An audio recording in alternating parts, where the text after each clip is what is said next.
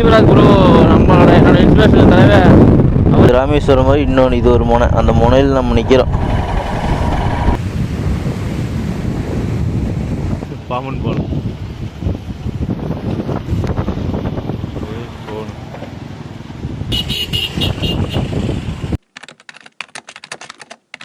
Velankanni beach பார்த்தாச்சு.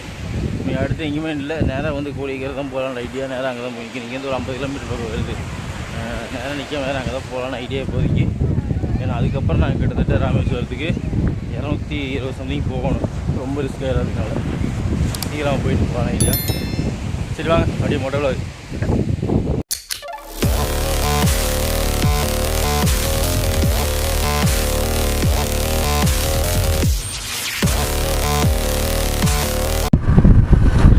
இந்த பக்கம் அப்படியே ஆறு நதி அப்படியே வருது. இந்த பக்கம் பார்த்தீங்கன்னா கடல். உங்களுக்கு இதெல்லாம் பார்க்கும்போது அப்படியே கேரளாவோட ஃபீல் வருது. ஓகேவா?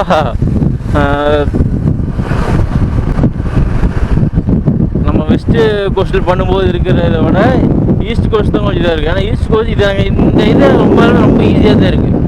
அது பார்த்தீங்கன்னா ரொம்ப ரிஸ்க்கு ரோட்ஸ் எல்லாம். இது கொஞ்சம் பரவாயில்ல, அந்த ரோட்டுக்கு இது பரவாயில்ல அப்படின்னு தோணுது. இங்கேருந்து வேதாரண்யத்துக்கு ஒரு 30 கிலோமீட்ரு. அப்புறம் அங்கேருந்து கோடியக்கரை போகணும். வேதாரண்யம் போகல, நேராக கோடியக்கரை போகிறோம். கோடியக்கரைக்கு பார்த்தீங்கன்னா இன்னொரு 40 கிலோமீட்டர் இருக்குது. ஏன்னா அது வந்து அதுவும் ஒரு 2 மாதிரி தான். இப்போது இப்படி நீங்கள் மேப்பில் பார்த்தவங்களே தெரியாது, தனி ஒரு 2 மாதிரி வளைஞ்சிருக்கும்ல. இப்போ அந்த இதுக்கு தான் நம்ம போக போகிறோம். அங்கே போயிட்டு மறுபடியும் அங்கேருந்து ராமேஸ்வரம் தான் போகிறோம். இப்படி நம்ம சுற்றும் போது எப்படி சொல்கிறது, புது புது இடத்தெல்லாம் பார்க்குறோம். உண்மையிலே புது புது இடத்த நிறைய பார்க்குறங்காட்டி ஒரு புது அனுபவமாகவே இருக்குது சொல்ல போனால். இப்போ நம்ம தமிழ்நாடு அந்த குண்டு செடிகளே குதிரை ஓட்டுனா தமிழ்நாட்டுக்கே சுற்றி நிற்கிறேன். இதுக்கே ஒரு ஆச்சரியப்படுற மாதிரி இருக்குது. என்னன்னா மற்ற ஸ்டேட்லாம் இருக்குது. கேரளா ஸ்டேட் நான் சுற்றிருக்கேன். கேரளா இருக்குது, கேரளாவே பார்க்க வேண்டிய நிறையா இருக்குது. அப்புறம் ஒவ்வொரு மாநிலமும் நான் போகும்போது தான் வேற லெவலில் ஆச்சரியப்படுவேன் நினைக்கிறேன். ஆல் ஓவர் தமிழ்நாடு ஃபஸ்ட்டு, அடுத்து ஆல் ஓவர் இந்தியா முடிக்காமல் வெளிநாடு போக மாட்டேங்க. குறிக்கோளோடு தான் இருக்கேன். முடிச்சுட்டு அதுக்கப்புறம் வெளிநாடு ஆரம்பிக்கணும். வெளிநாடு போனாலும் பைக்கு 2 எடுத்தாவது ஓட்டுவேன். இங்கேருந்து கொண்டு போய் பண்ணுறது கஷ்டம். அந்தளவுக்கு செலவு பண்ண முடியாது. நம்ம ஜெர்ரி விலாக் ப்ரோ நம்மளோட என்னோட இன்ஸ்பிரேஷன் தலைவர் அவர் வேற மாதிரி. நம்ம அந்தளவுக்கு இது பண்ண முடியாது. பார்க்கலாம், ஃப்யூச்சர் என்ன நடக்குதுன்னு சொல்ல முடியாதுல்ல. அதில் இந்தியாவை கம்ப்ளீட் பண்ணணும். ஏன்னா இப்போ உலக வெளிநாட்டுலாம் போகும்போது படத்தெல்லாம் கேட்குறாங்களே, நீங்கள் எதுக்காக நீங்கள் அங்கே போகிறீங்க அப்படின்னு வீட்டில் கேட்குறாங்களே. டூரிஸ்ட்டை போகணும், நீ இந்தியாவில் சுற்றி பார்த்துட்டு போட நான் ஏன் முடிக்கிறாங்களே.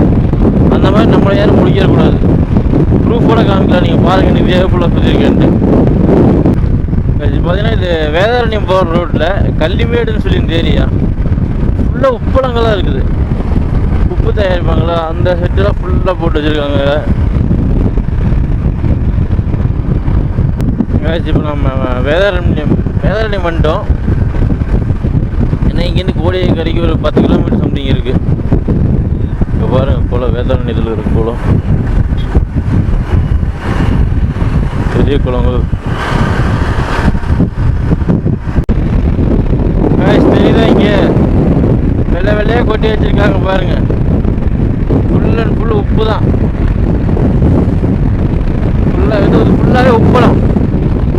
கோடியக்கரை இன்னும் 8 கிலோமீட்டர் இருக்குது கோடியக்கரைக்கு. ஃபுல்லாக தெரியுதா உங்களுக்கு உப்பு?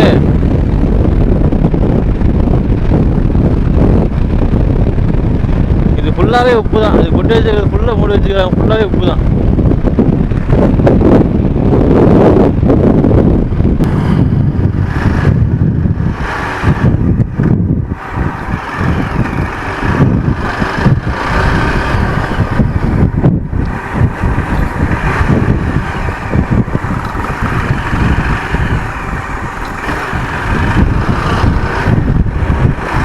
ஏதோ காட்டு ரோடு மாதிரி போகுது. ராமர் பாதம் சொல்லி இங்கே இதை போட்டிருக்கு. குரங்குகள் அதிகமாக இருக்குது இந்த ஏரியாவில். நிறைய குரங்கு இருக்குது. அதாவது விலங்குகள் நடமான பைன் போட்டுருந்தாங்க. எனக்கு எந்த விலங்கும் சரியாக போடல. சொல்லித்தரேன்.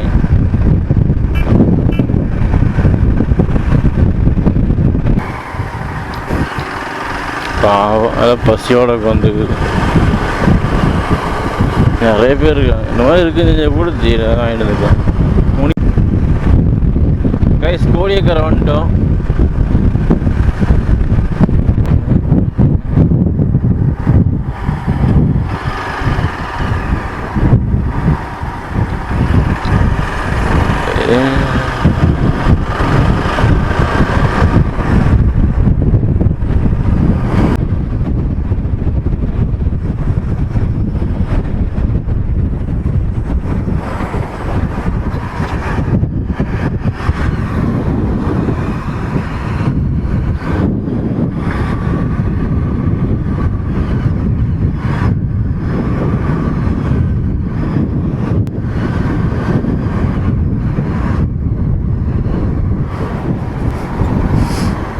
ஃபுல்லாக தண்ணி ரொம்ப கலங்கி வருது.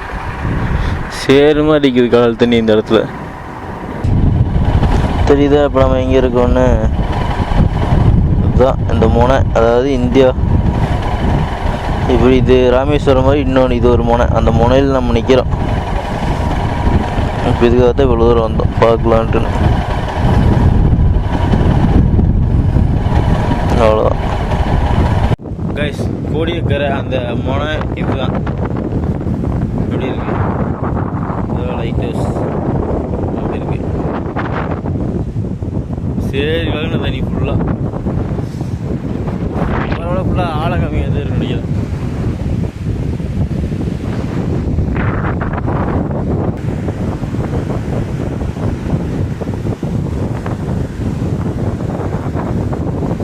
இல்லை ஃபுல்லாக அழுக்கு தண்ணியாக இருக்குது மக்களே.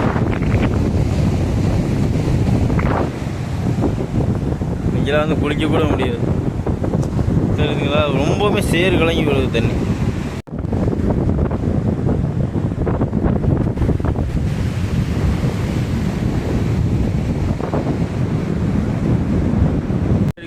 கோடியக்கரை பார்த்துட்டோம். நீ இங்கிட்டு அடுத்து பார்த்தீங்கன்னா நம்ம நேராக இங்கே இந்த இடத்துல ராமேஸ்வரம் தான்.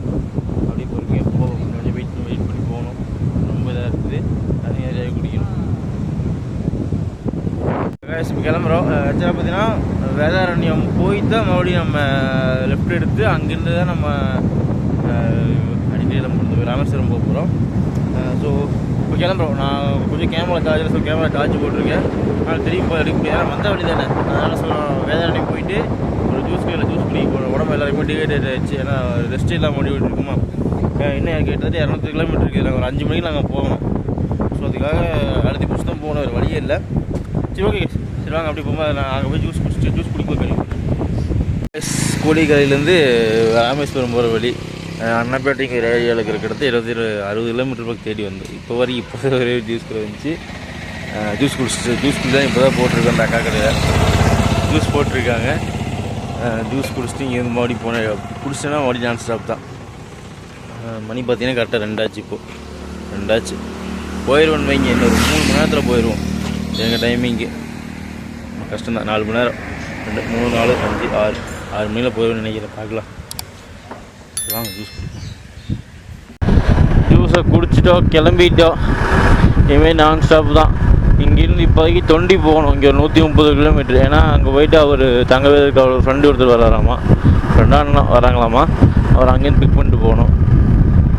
அது போக மொத்தம் 200 கிலோமீட்ரு. நிற்காமல் போயிட்டே இருக்கணும். ஏன்னா டைம் வச்சுக்கிட்டது மணி 12:30 ஆச்சு. 3 4 5 6 மணிக்கு அங்கே போயிருக்கணும். கொஞ்சம் ரெஸ்ட் எடுத்துட்டு. ஏன்னா உடம்புல ஒரு மாதிரி ஆயிடுச்சா. ஸோ ஏன்னா நைட்லேருந்து தூங்கவே இல்லை. அப்படியே வண்டி ஓட்டி கிட்டத்தட்ட இப்போ வரைக்கும் நாங்கள் எவ்வளோ தெரியுமா ஓட்டியிருக்கோம். நான் வீட்டில் வண்டி எடுத்துலேருந்து இப்போ வரைக்கும் நான் 520 கிலோமீட்டர் ஓட்டியிருக்கேன். ரெஸ்ட் எடுத்து ஓட்டணும் இல்லைன்னு சொல்ல. தூங்கலியில் அந்த ஒரு கில்ட்டி அவ்வளோதான். பசிக்க ஆரம்பிச்சிச்சு ரொம்ப. வெள்ளிச்சிப்பட்டினம் சொல்லி ஒரு ஊர் கேட்டுருக்கிறப்போ இன்னொரு நம்ம ஸ்பாட்டுக்கு ஒரு 30 ஃபஸ்ட்டு தொண்டின்னு சொல்லி அவரோட அண்ணா வர்றாருல. ஸோ அவரை பிக் பண்ணுறதுக்கு இன்னொரு 30 கிலோமீட்டர் பக்கம் தான் இருக்கும். கைஸ் இந்த ஊர் பேர் பார்த்தீங்கன்னா மீமிசல் அப்படிங்கிற ஊரில் இருக்கோம் இப்போ நம்ம.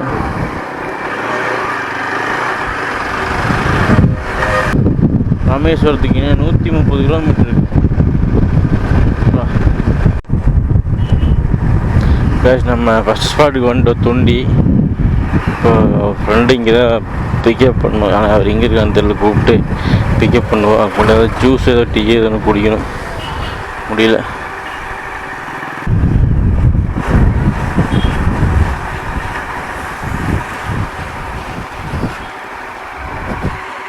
கைஸ் அவர் பிக்கப் பண்ணியாச்சு. பிக்கப் பண்ணிட்டு ஜூஸ் குடித்தோம். ஜூஸ் குடிச்சிட்டு கிளம்பியாச்சு. இப்போ நேராக நான் தனுஷ்கோடிக்கு மேப் போட்டிருக்கேன். ஆக்சுவலாக பார்த்தா தனுஷ்கோடி அந்த என்ட்ரன்ஸ் வந்து 5:30 மணியில் க்ளோஸ் பண்ணிடுவாங்களாம்மா. ஸோ நம்ம அங்கே போக முடியாது. இருந்தாலும் நம்ம ராமேஸ்வரத்தில் ரூம் எடுக்க போகிறோம். கிட்டத்தட்ட ராமேஸ்வரத்துக்கு பார்த்தா 110 கிலோமீட்டர் பக்கம் வருது. 101 கிலோமீட்டர் வருது, 100 கிலோமீட்டர் வருது. போயிடுவோம். இப்போ பார்த்தீங்கன்னா டைம் கரெக்டாக 4:52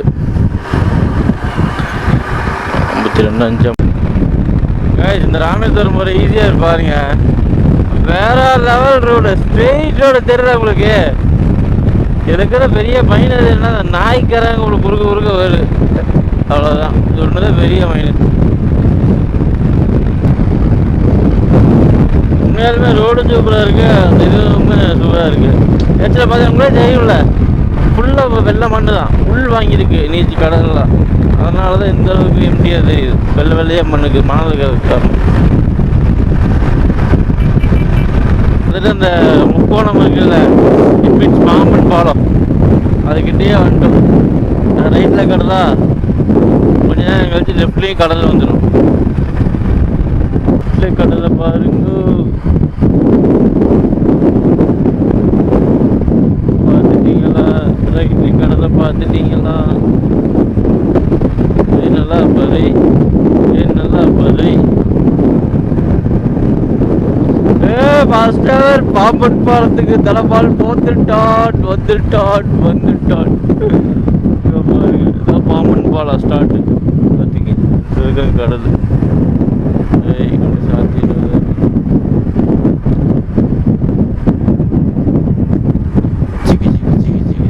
நம்ம நேரம் ட்ரெயின் வந்துச்சுன்னா சூப்பராக.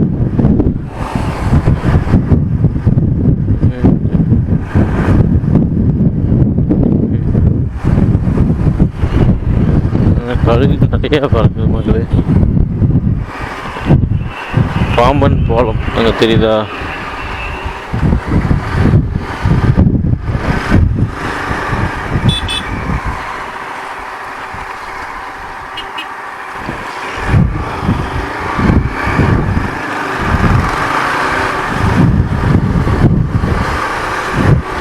கைஸ் பாம்பன் பாலம் பார்த்துக்குங்க. தனபாலம் வந்து எக்ஸ்க்ளூசிவாக உங்களுக்கு.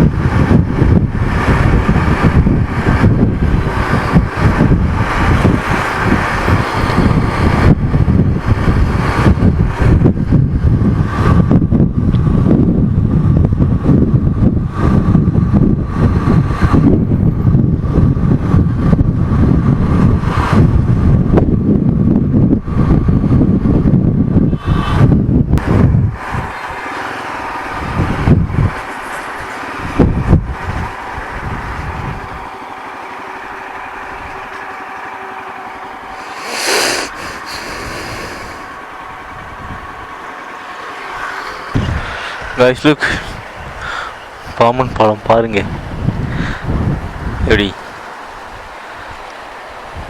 வெயிட் a second, கிளாரிட்டியாக காட்டுறேன். சம்மர் வியூ கைஸ் பாருங்க, பாம்பன் பாலம்.